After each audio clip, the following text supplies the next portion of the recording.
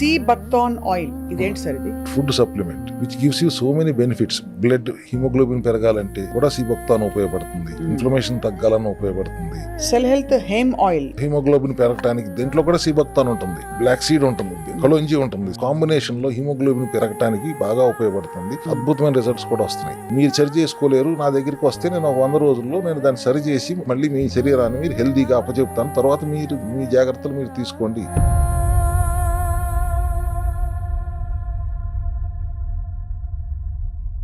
అందరికీ నమస్కారం, welcome back. ఇవాళ సెకండ్ ఎపిసోడ్ మాట్లాడబోతున్నాం. ఆధునిక వైద్య విధానం గురించి విమర్శ కాదు, కానీ కళ్ళు విడిగా, గుండె విడిగా, చెవులు విడిగా ఇలా ట్రీట్ చేసుకుంటూ వస్తున్నాం మనం. కానీ శరీరంతో కనెక్ట్ అయిన ఒక మనసు ఉంది, మెదడు ఉంది.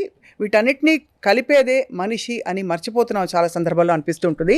సో హాలిస్టిక్ హీలింగ్ అంటే ఏమిటి, మన పురాతన విధానాలు ఏం చెప్తున్నాయి, అండ్ అలాగే అన్నిటికీ బేస్ అయిన మన సెల్స్ ఏం మాట్లాడుతున్నాయి, ఇవి మాట్లాడబోతున్నాం. చాలా ఇంట్రెస్టింగ్ ఎపిసోడ్ ఇవాళ.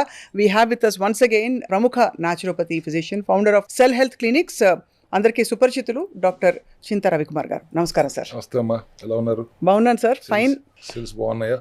సెల్స్ బాగున్నాయా అడగాల్సి వస్తుంది సార్ ఇవాళ రోజుల్లో.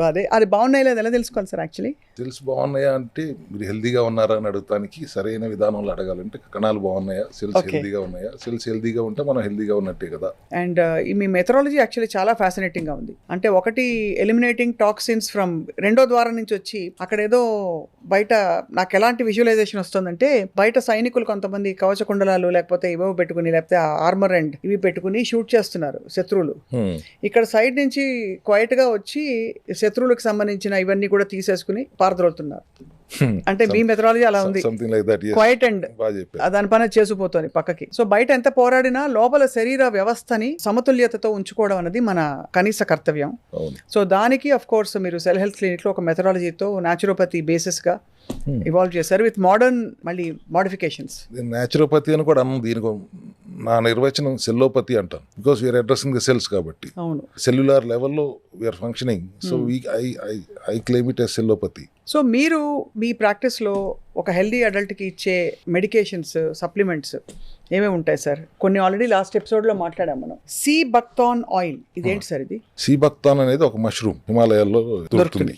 దాని నుంచి ఎక్స్ట్రాక్ట్ చేసి ఆయిల్ ఎక్స్ట్రాక్ట్ చేసి క్యాప్సూల్ చేస్తే దట్ ఈస్ ఒమేగా రిచ్ ఒకటి, anti inflammatory number 2 and anti microbial number 3, natural అన్నిటికంటే మోస్ట్ ముఖ్యం. మెడిసిన్స్ కాదు ఇవి, ఫంక్షనల్ మెడిసిన్ నేను అన్నప్పటికీ బయో అవైలబిలిటీ ఎక్కువగా ఉన్న supplement, food supplement which gives you so many benefits. Blood haemoglobin పెరగాలంటే కూడా సీ బక్థాన్ ఉపయోగపడుతుంది.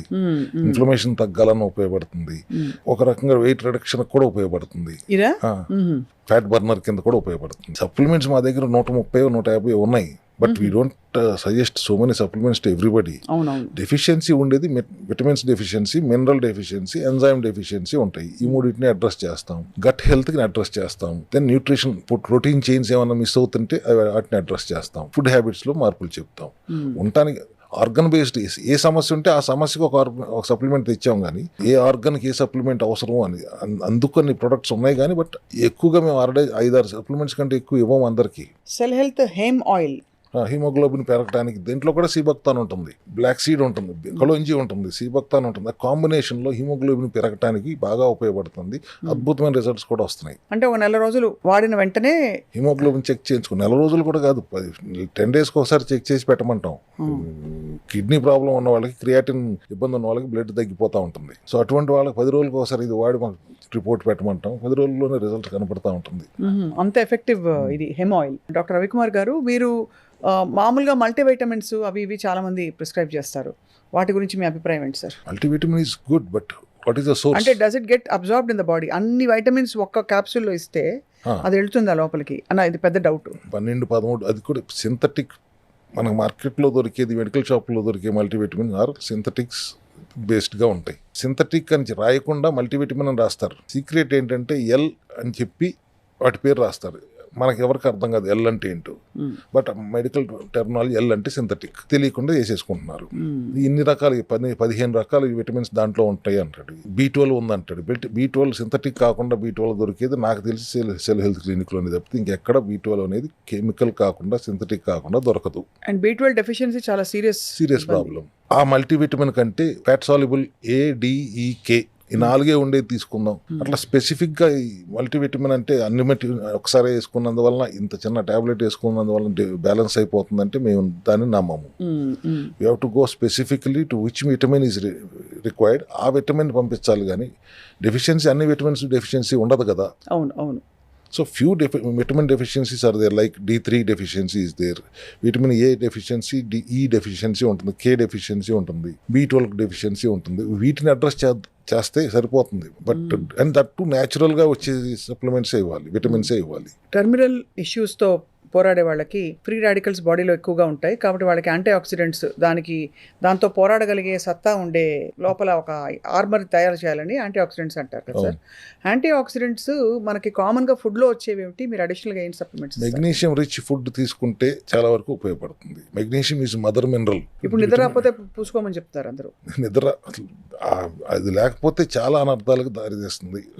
వాళ్ళు చాలా మందిగా డెఫిషియన్సీ ఉంటుంది. యాంటీ ఆక్సిడెంట్గా పనిచేయడానికి విటమిన్ సి కూడా యాంటీ ఆక్సిడెంటే, విటమిన్ డి కూడా యాంటీ ఆక్సిడెంటే, మెగ్నీషియం ఇస్ యాంటీ ఆక్సిడెంట్. ఈ యాంటీ ఆక్సిడెంట్స్ ఉంటేనే ఆ ఫ్రీ రాడికల్స్తో యుద్ధం చేయగలుగుతుంది. లేకపోతే you're leading into oxidative stress. Oxidative stress వచ్చిందంటే లైఫ్ స్టైలే మారిపోతుంది. All health issues are coming because of 90% health issues oxidative stress వల్లనే వస్తుంది. అసలు వాళ్ళు ఆక్సిడేటివ్ స్ట్రెస్ అంటే అర్థం చేసుకునేవాడు ఎవరున్నారు? నాకు తెలిసి చాలా మందికి అర్థం కూడా కాదు. పరిసరాలు, ఆహార పదార్థాలు, జీవన శైలి వల్ల వచ్చి సెల్స్లో ఉండే సెల్స్ ఆక్సిడేట్ అవ్వడమే ఆక్సిడేటివ్ స్ట్రెస్ అని అనిపిస్తుంది. అంతేనా సార్? ఆక్సిడేట్ అవటం వేరు, ఆక్సిడైజ్ అవటం వేరు. ఇప్పుడు కొలెస్ట్రాల్ని భూతంలాగా చూపించి స్టాటిన్లు అమ్మేసుకుంటున్నారు. $1 మిలియన్ మార్కెట్ అయిపోయింది. కొలెస్ట్రాల్ వచ్చిందంటే అదేదో చనిపోయేంత భయపెట్టేస్తున్నారు, which is not correct at all. Cholesterol is not bad. Bandaid వాడినట్టు వాడేస్తుంది శరీరం. LDL అనేది లో డెన్సిటీ లిపోప్రోటీన్ అంటాం కదా. లివర్ తయారు చేసే కొలెస్ట్రాల్ని LDL శరీరం మొత్తానికి తీసుకెళ్ళి అందిస్తుంది. ఎక్కడ అవసరమైతే అక్కడ తీసుకెళ్ళి అందించేస్తుంది. సో వాడుకోగా మిగిలిపోయిన కొలెస్ట్రాల్ని మళ్ళీ HDL తీసుకెళ్ళి లివర్లో పెడుతుంది. సో LDL బ్యాడ్ ఎట్లా అవుతుంది, HDL గుడ్ ఎట్లా అవుతుంది? Both are transporters only. నువ్వు తినే చెత్త వలన ఆక్సిడైజ్ అయ్యి ఆ cholesterol it is becoming sticky, వెళ్ళి గుండె నాళాల్లో పేరుకుంటుంది, ప్లేక్ ఫార్మేషన్కి దోహదపడుతుంది. So cholesterol is not bad until and unless you are abusing your body by eating junk. అటు తిప్పి ఎక్కడికి ఏది చెప్పినా మళ్ళీ జంక్ దగ్గరికే వస్తాను. ఎందుకంటే I'm so fed up with this food mafia. అంతే కదా sir. So oxidative is different from oxidising is different. Oxidise అవుతుంది ఎప్పుడు? Because of your bad food habits. Oxidate ఎందుకు అవుతుంది అంటే ఫ్రీ రాడికల్స్ ఎక్కువగా చెడగొడుతున్నాయి. ఫ్రీ రాడికల్స్ ఎంత ఎక్కువ ఉంటే అంత శరీరంలో లోపం జరుగుతుంది. దాన్ని తట్టుకోవాలి అంటే యాంటీ ఆక్సిడెంట్స్ న్యాచురల్గా వెళ్ళాలి.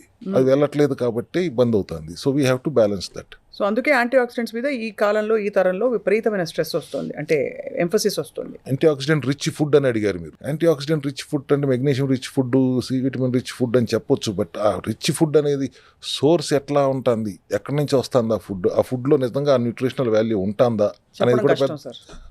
అందుకని మాకు ఇప్పుడు సప్లిమెంటరీ సపోర్ట్ అవసరం అవుతుంది. ఇది చాలా లాజికల్గా ఉంది. కల్కి సినిమాలోనా అనుకుంటాను, బ్రహ్మానందం గారు గాలి నీళ్ళని కొనుక్కుంటుంటారు, బికాస్ దొరకవు. అది 2000 సంథింగ్ 80 90. మనకు ఇప్పుడు ఈ లాస్ట్ 5 ఏళ్లలో కరోనా తర్వాత అయితే బాగా చేంజ్ వచ్చేసింది లైఫ్ స్టైల్లో. ఇంతటి జీవితానికి ఎందుకు, ఎంజాయ్ చేసి పీల్చి పడేద్దామని చెప్పి అందరూ ఇష్టం వచ్చినట్టు రెక్లెస్ అయిపోయారు, ఇర్రెస్పాన్సిబుల్ అయిపోయారు. కొంత అవగాహన కూడా పెంచుకున్నారు, ఆఫ్ కోర్స్, అది కూడా చెప్పాలి.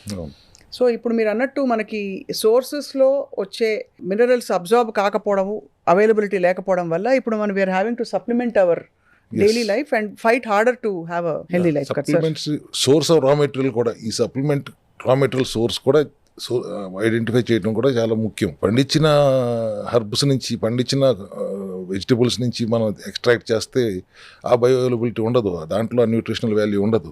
న్యాచురల్గా అడవిల్లోనో కొండల మీద పండిని, లేకపోతే హిమాలయాల్లోనో న్యాచురల్గా వచ్చిన వాటిని తీసుకుని వాటి నుంచి ఎక్స్ట్రాక్ట్ చేస్తేనే మనకు రిజల్ట్ వస్తుంది. కానీ వ్యవసాయం చేసింది అంటే వాళ్ళు today agriculture has become polluted. అంతకుముందు మళ్ళీ ఎవరు పేడ వేసి పెంచట్లా, పురుగుల మందులు వేసి పెంచుతున్నారు, అన్ని జెనెటికలీ మాడిఫైడ్. ఆ source of raw material also is very important. మన దగ్గర ఆ సోర్స్ పర్ఫెక్ట్ గా ఉంటుంది కాబట్టి we get this kind of results. మీరు ఎలా sir, how do you source? either buy it from the tribals, from the forest, or from Himalayas, northeast. కాబట్టి మీకు ఆ ప్యూర్ సోర్స్ ఉంది కాబట్టి Hmm. ఇది చిన్న మోతాదులో తీసుకున్నా కంప్లీట్గా అది అబ్జర్వ్ అవుతుంది. అబ్జర్వ్ అవ్వటానికి మళ్ళీ టెక్నాలజీ వాడతాం. ఇందాక మీకు చెప్పిన ఫైటోజోమా, లైపోజోమలా, నానో టెక్నాలజీయా, ఏదైనా ఇమీడియట్గా బ్రేక్ డౌన్ అయిపోయి బాడీలో పనిచేయటం మొదలు పెట్టాలి. అది ఆ టెక్నాలజీ మా దగ్గర ఉంది కాబట్టి మనకి నేను వాళ్ళ ధైర్యంగా ఫంక్షనల్ మెడిసిన్ అని అనగలుగుతున్నాను. ఇట్స్ అ వెరీ వెరీ మళ్ళీ చెప్తున్నాను sir, very unique way of looking at ill health and disease versus complete wellness. Yes. మన బాడీ పొటెన్షియల్ ఏమిటో తెలుసుకోవాలంటే ఖచ్చితంగా ఐ థింక్ అన్ని ఆప్టిమమ్ లెవెల్స్లో ఫంక్షనింగ్గా ఉన్నప్పుడు ఇంతవరకు చాలామంది మనలో అసలు ఎక్స్పీరియన్స్ కూడా చేసి ఉండవేమో అనిపిస్తుంది ఇప్పుడు వింటూ ఉంటే. 99% హెల్దీగా ఉన్నాము అని ఖచ్చితంగా ఆల్ ఈజ్ వెల్ అనే పరిస్థితి ఎవరి దగ్గర లేదు. ఆ పరిస్థితి రావాలనేది మా కోరిక.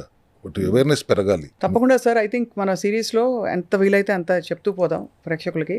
ఇవాళ ఇప్పుడు హెల్త్ రెవల్యూషన్ వస్తుంది. On the other hand like I said ఈ విషయంలోనే పాటుపడుతున్నావు. ఎన్ని మెథడాలజీస్ ఉంటే అన్ని ప్రవేశపెట్టి కరెక్ట్గా ఉన్నవన్నీ కూడా ప్రేక్షకులు అందుకోవాలని చెప్పి. For your valuable time doctor Ravikumar గారు, thank you very much sir. Thank you అమ్మా. And will meet soon again. ఈ లోపల ఈ నీళ్లు తాగి ట్రై చేస్తాను నేను. ఒక వారం రోజులు తాగండి. ఇది తాగితే ఎలా ఉంటుందో సెల్యులర్ వాటర్ సెల్ హెల్త్ ఎక్కువ. అది. Thank you so much sir. Thank you. నమస్కారం. Thank you.